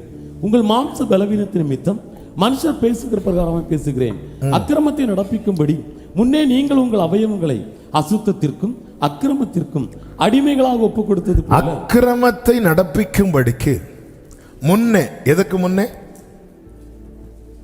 ரட்சிக்கப்படுவதற்கு முன்னே நீங்கள் உங்கள் அவயவங்களை அசுத்தத்திற்கும் அக்கிரமத்திற்கும் அடிமைகளாக ஒப்பு கொடுத்தது போல இப்பொழுது பரிசுத்தமான, இனி ரட்சிக்கப்பட்டாச்சு, பாவத்திலிருந்து என்ன பண்ணிட்டோம்? விடுதலையாக்கப்பட்டோம். இப்பொழுது பரிசுத்தமானதை நடப்பிக்கும்படிக்கு அவயவங்களை, இந்த வார்த்தையை தான் கவனிக்கணும். பரிசுத்தமானதை நடப்பியுங்கள் சொல்லிட்டு விடல. ஏன்னா நம்ம கிருபையில தானங்க நம்ம ரட்சிக்கவே பட்டோம். அப்ப நம்முடைய வாழ்க்கையில கிருபை இல்லைன்னா ஒண்ணும் செய்ய முடியாது. என் சுயத்தால, என் சுயநீதியால எனக்கு ரட்சிக்கப்பட முடியல. அப்ப நான் கத்துனேன், அப்பா மக ஆழமான கிடங்கிலிருந்து நான் நோக்கி கூப்பிட்டேன். அப்ப பாவம் பெருகின இடத்துல என்னாச்சு? கிருபை பெருகிச்சு. கிருபை பெருகி என்ன கர்த்தர் அந்த கிருபை என்னால தூக்கி எடுத்தார். என் பாவத்தை பாராமல், என் அக்கிரமத்தை எண்ணாமல் என்னை கிருபையினால தூக்கி எடுத்தார். இப்பொழுது எனக்கு என்ன கொடுக்கப்பட்டிருக்கிறதுனா, நீ இதுவரை பாவத்தை நடப்பித்த, இனி பரிசுத்தமானதை நடப்பிக்கணும். ஆண்டவரே, இதெல்லாம் முடியாததுனால தானே நான் பாவத்தில் விழுந்தேன். அதனால அடுத்த வார்த்தை சொல்லப்பட்டிருக்கிறது, நீ பரிசுத்தமானதை நடப்பிக்க உங்கள் அவயவங்களை நீதிக்கு அடிமைகளாக ஒப்புக்கொடுங்கள். நீதிக்கு அடிமைகளாக ஒப்புக்கொடுங்கள் என்பதை இன்னும் புரியும்படி சொல்லணும்னா 20 சொல்லப்பட்டிருக்கிறது, பாவத்துக்கு அடிமைகளா இருந்த நீங்கள், நீங்க பாவத்துக்கு நீங்கள் அடிமைகளா இருந்த காலத்தில் நீதிக்கு நீங்கினவர்களா இருந்தீர்கள். அப்ப பாவத்துக்கு அடிமையா இருந்த காலத்தில் நம்ம எதுக்கு நீங்கினவங்களா இருந்தோம்? அப்ப நீதிக்கு அடிமையா இருந்தோம், அவ்வளவுதான். பாவத்துக்கு நீங்கி இருப்போம். நான் ரட்சிக்கப்பட்டுட்டேன், கரண்ட்ல கை வச்சா எனக்கு கரண்ட் அடிக்காதுன்னு சொல்லிட்டு போய் கை வைப்போமா?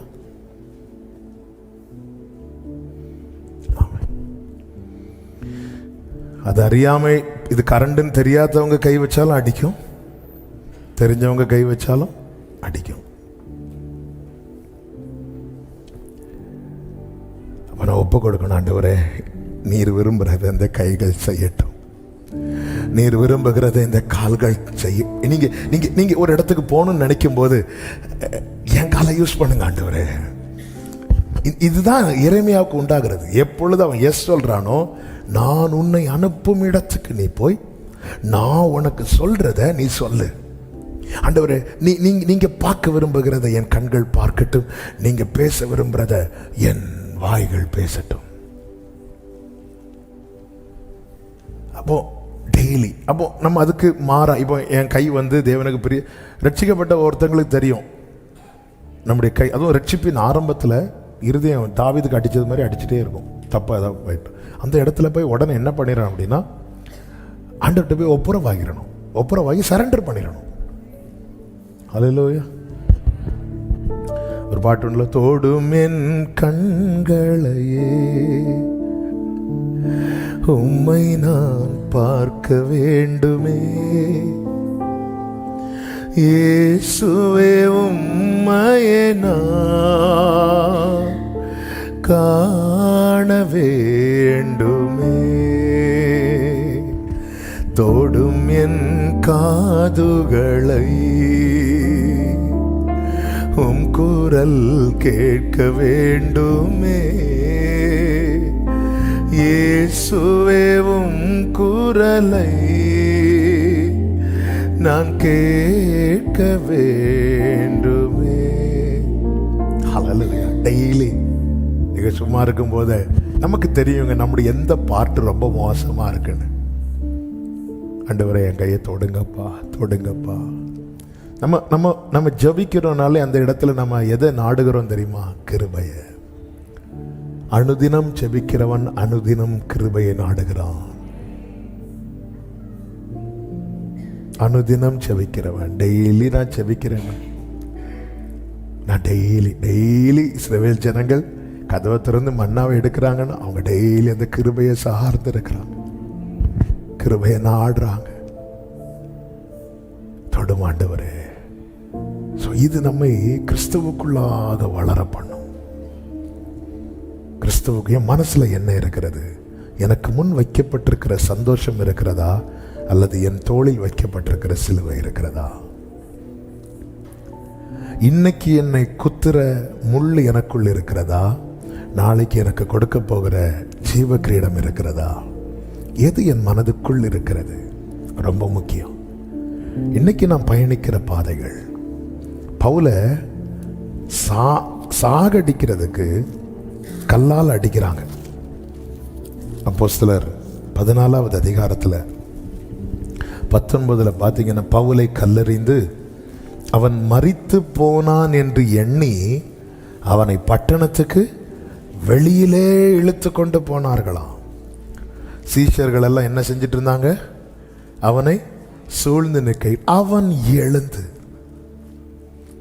பட்டணத்துக்குள் பிரவேசித்தான். 22வது வசனத்துல சீஷருடைய மனதை திடப்படுத்தி, நாம் அநேக உபத்திரவங்களின் வழியாய் 22 தேவனுடைய ராஜ்யத்தில் பிரவேசிக்க வேண்டும் என்று சொன்னார்கள். அப்போ ஒவ்வொரு கல் விழும்போதும் பவுல் மைண்டில் என்ன இருக்கு? தேவனுடைய ராஜ்யம். அவ எப்படி நினைப்பாங்க தெரியுமா? இந்த வலி அங்கே இல்லை, அதான் தமக்கு முன் வைக்கப்பட்டிருக்கிற சந்தோஷம். இந்த பாடு அங்கே இல்லை, இந்த கஷ்டம் அங்கே இல்லை, இந்த வேதனை. நமக்கு கல்லு விழுந்தாதான் தேவராஜ்யமே நினைவிலேயே வருது. அதை நினைச்சு உண்மையிலே நம்ம அடிபட்டு கிடக்கிறோன்னு வைங்களேன். நம்ம இடத்தில் வருகிறவர்கள் நம்ம இடத்தில் ஆறுதலை கேட்க வருவார்களா, நமக்கு ஆறுதல் சொல்ல வருவார்களா? நமக்கு ஆறுதல் சொல்ல வருகிறவர்கள் ஆப்பிள் வாங்கிட்டு வருவாங்க. நம்மிடத்தில் ஆறுதல் கேட்க வருகிறவர்கள் நம்ம யாராவது வாங்கி வச்ச ஆப்பிளை நம்ம முன்னாடி எடுத்து வச்சு, அப்படியும் சில கிருபை பெற்றவங்க இருப்பாங்க. ஹாஸ்பிட்டலில் இருந்துட்டு, நல்லா இருக்கீங்களா, இது என்ன ஆப்பிளா?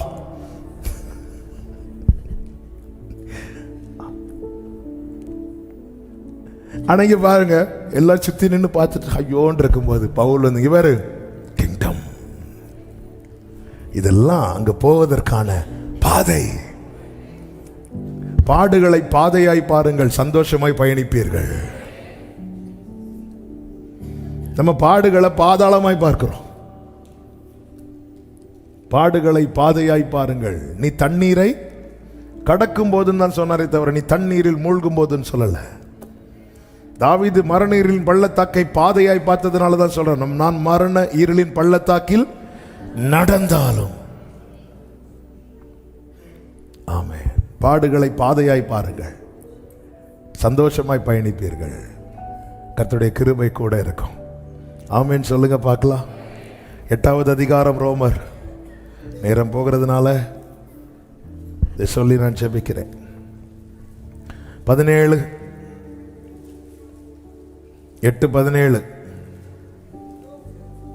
ரோமர் 8:17 நாம் பிள்ளைகளானால் சுதந்திரருமாமே, தேவனுடைய சுதந்திரரும் கிறிஸ்துவுக்கு உடன் சுதந்திரருமாமே. கிறிஸ்துவுடனே கூட நாம் மகிமைப்படும்படி. இந்த வார்த்தை நல்லா கவனி. கிறிஸ்து உடனே கூட நாம் மகிமைப்படும்படிக்கு அவருடனே கூட பாடுபட்டார். அப்படியாகும். இந்த ஒரு தேவ பிள்ளைக்கு பெரிய பாடு என்ன தெரியுமா? இந்த அவயவத்தை இனி பாவத்துக்கு ஒப்பு கொடாம இருக்கிறது. அது பெரிய பாடு.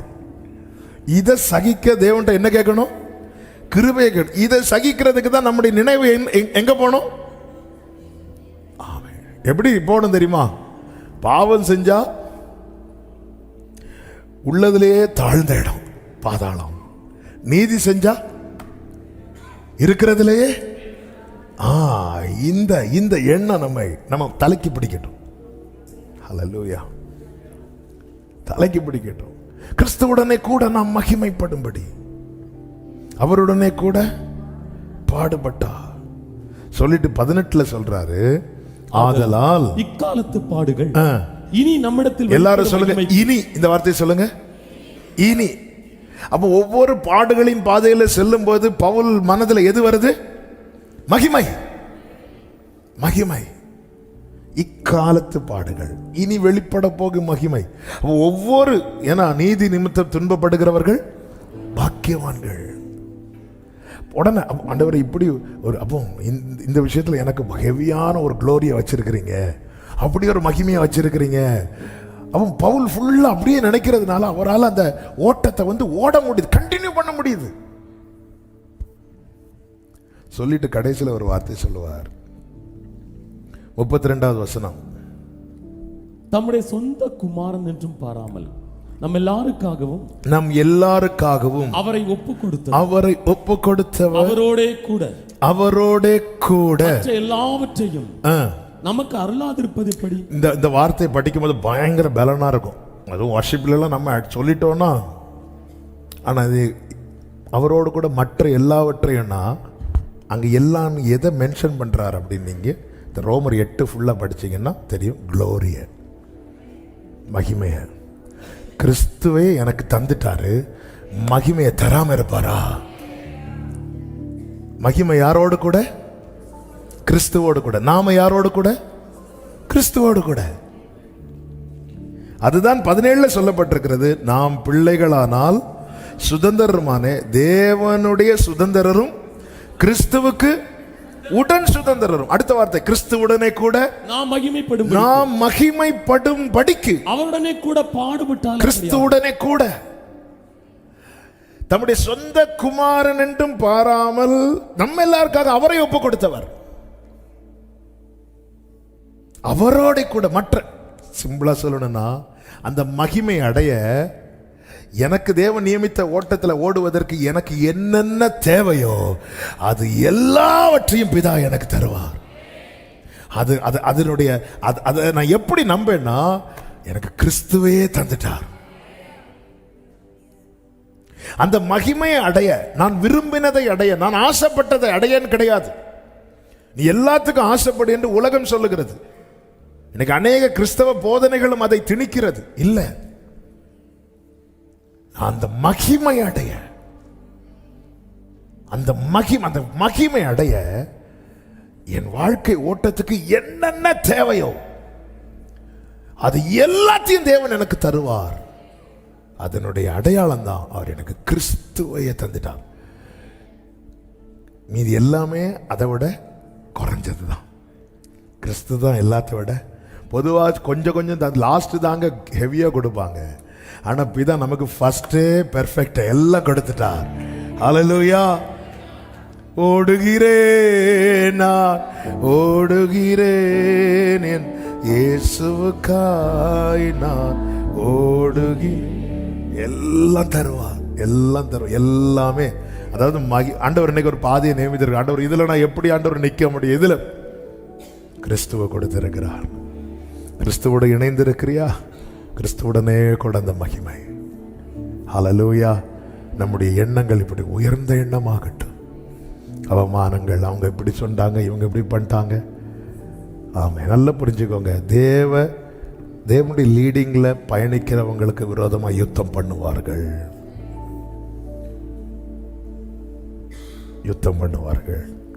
அது வீட்டாரா இருக்கலாம், சொந்தமா இருக்கலாம், ஊழியம் செய்கிறவர்களுக்கு ஊழியக்களமா இருக்கலாம், யாரா இருக்கலாம். அப்படியெல்லாம் வரும்போது எண்ணம் எங்க பேரணும் தெரியுமா? தமக்கு முன் வைக்கப்பட்டிருக்கிற சந்தோஷம் பிதா. ஏன்னா எண்ணம் அவங்களை குறித்து போயிட்டா. யூதாச கடைசியா மீட் பண்ணும்போது கூட இயேசு சிநேகிதனே தான் என்றார். யூதாஸின் செயல் அவர் மனசுல வைக்கல. பேதுருவை முதலாவது எப்படி அழைத்தாரோ அதே போலதான், சீமோனே நீ இடத்துல அன்பா இருக்கிறாயா? அதுக்கு முன்னாடி எப்படி கூடுவார் தெரியுமா? பிள்ளைகளே புசிக்கிறதுக்கு ஏதாவது, ஏன்னா அவன் செஞ்சதை மனசுல வைக்கல. நம்முடைய ஒரு கெட்ட சுபம், ஒருத்தங்க 100 நன்மை செஞ்சு ஒன்று செய்யலைன்னா அதை செய்யாத ஒன்று தான் நம்ம மனசை போட்டு இல்லை. தோல்ல சிலுவை, தூரமாய் சந்தோஷம். ஆனால் இயேசு நினைவில் அந்த சந்தோஷத்தை கொண்டு வந்துட்டு அவமானத்தை தூரமா. என்னை சுற்றி எது கிட்ட இருக்கு எது தூரமா இருக்கிறது மேட்டர் இல்லை, என் நினைவுல எது சமீபமா எது தூரமா இருக்கிறதா மேட்டர். ஆமே, என் நினைவுல அதனாலதான் இயேசு சீஷர்களை பார்த்து சொல்லுவார், பரலோக ராஜ்யம் முதல்ல சொல்லுவார் சமீபமா இருக்கிறது, அடுத்து சொல்லுவார் பரலோக ராஜ்யம் உங்களுக்குள் இருக்கிறது. ஆமே, நான் உனக்கு முன்னாடி எல்லாம் வைக்கிறேன், நீ ஜீவனை தெரிந்து கொண்டு. ஆமே, நான் ஓடணும். கர்த்தர் இந்த பூமியிலே நியமித்த நாள் வரைக்கும் வாழணும், நியமித்த ஓட்டம் முடிகிறது வரைக்கும் ஓடணும், நியமித்த காரியம் செய்ய முடிக்கிறது வரைக்கும் செயல்படணும். இந்த பூமியிலே கர்த்தர் நியமித்த நாள் வரைக்கும் வாழணும், நியமித்த ஓட்டம் முடியும் வரை ஓடணும், நியமித்த காரியம் செய்து முடிக்கும் வரைக்கும் செயல்படணும். நம்முடைய எண்ணங்கள் உயர்ந்ததாகட்டும். கர்த்தர் கிருபை தந்து அவருக்குள்ளே நம்மை இன்னும் வளர பண்ணுவாராக. எல்லாரும் கண்களை மூடி தேவ சமூகத்தில் நம்மை தாழ்த்தி ஹல்லேலூயா, ஹல்லேலூயா. Thank you Lord, thank you Jesus. இரவெல்லாம் பகலெல்லாம் இதயம் உமக்காக துடிக்குதை. ஓ நினைவெல்லாம் பேச்சல் நேசரே உம்மை பற்றி தானே. ஒரு விசை அப்படியே நம்ம கைகளை உயர்த்தி இந்த நினைவு வரட்டும். கொடியாக படரணும் உந்தன் நேசமே, கொடியாக படரணும் உந்தன் நேசமே. மடி மீது தவழணும், மடி மீது தவழணும், மழலை குழந்தை நான் ஏசப்பா உங்க மடி மீது தவழணும், மழலை குழந்தை. கைகளை உயர்த்தி இரவெல்லாம் பகலெல்லாம் இதயம் உமக்காக துடிக்குதையா. இந்த அனுபவத்தை எங்களுக்கு தாங்கப்பா. உங்களையே குறித்த நினைவு, நினைவெல்லாம் பேச்செல்லாம் உம்மை பற்றி தானே ஐயா. உன்னத தேவனே, உன்னத தேவனே, ராஜனே உம்மோடு இணைந்திட, உம்மோடு இணைந்திட என் உள்ளம் ஏங்குது, என் உள்ளம் ஏங்குதையா. உம்மோடு இணைந்திட, உம்மோடு இணைந்திட. ஆமென். என் உள்ளம் ஏங்குதையா. மறுரூபமாக்கிடும், மறுரூபமாக்கிடும். விரும்பி கேளுங்க. மகிமையின் மேகமே, மகிமையின் மேகமே,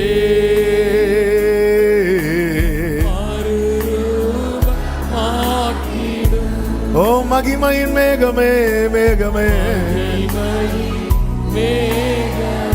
உம்முக சாயலாய், உம்முக சாயலாய் உருமாற்றும். எங்களை உருமாற்றுங்க ஆண்டவரே, எங்களை உருமாற்றுங்க ஆண்டவரே. உம்முக ரே மம்ரா கமம்ரா ஷேத்தனலரே உருமாற்றும். இரவெல்லாம் பகலெல்லாம், இரவெல்லாம் பகலெல்லாம் இதயம் உமக்காக துடிக்கும். We love you Jesus. என் நினைவெல்லாம் பேச்செல்லாம் நேசரே உம்மை பற்றி தானே. ஆமென். உன்னத உன்னத தேவனே